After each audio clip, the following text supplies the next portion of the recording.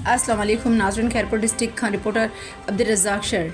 नई तालीमी साल जे सिलसिले में पढ़ंदी सिंध त वधंदी सिंध सरी हेठ गवर्नमेंट प्राइमरी स्कूल गोश्त आदम उॾण जे उस्तादनि वालदेन ऐं शागिर्दनि तरफ़ां स्कूल हेड मास्टर ज़काउल्ला शमबाणी दाइम उॾण मोहम्मद आदम उॾण ऐं ॿियनि जी अॻवानी में स्कूल खां 14 रोड ताईं रैली कढी वई। उन मौक़े ते स्कूल हेड मास्टर ज़काउल्ला शमबाणी ऐं ॿियनि ख़िताब कंदे चयो त नओं तालीमी साल शुरू थी वियो। उन लाइ सभिनीनि वालदेन खे घुर्जे त पंहिंजे ॿारनि खे सरकारी स्कूल में दाख़िल कराइनि। हिननि चयो त सिंध जी तरक़ी लाइ ज़रूरी आहे त ॿारनि खे तालीम जे ज़ेवर सां आरास्ता कयो वञे जंहिंसां माशरो तरक़ी करे सघे। हिननि जो त वालदेन पंहिंजे ॿारनि खे स्कूल में दाख़िल कराए पंहिंजी ज़िम्मेवारी निभाइनि।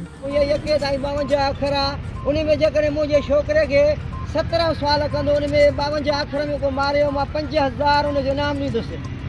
52 अखर में हिन उस्ताद जी महिनत आहे। हलो वेठो 52 अखर में 17 साल में को मुंहिंजे पुट खे मारियो त मां उनखे 5000 इनाम ॾींदुसि। 17 सालनि में उहे सुवाल कहिड़ा आहिनि?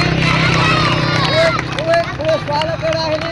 सुवाल पुछनि अलफ़ में हिकु नुक़्ते वारा अखर घणा, अलफ़ में नुक़्ते वारा अखर घणा, अलफ़ में 6 नुक़्ते वारा अखर घणा, अहिड़े हिसाब सां सुवाल पुछंदुसि। इहे मां सम्झां थो अलफ़ जे कंहिं बि ॿार खे सुवाल न ईंदा। पूरी सिंध में इहा उस्ताद ज़काउल्ला शमबाणी जी महिनत आहे, जेको हिन ॻोठ में हिन नंढे स्कूल में असांजे ॻोठ जो मान मथां कयो आहे।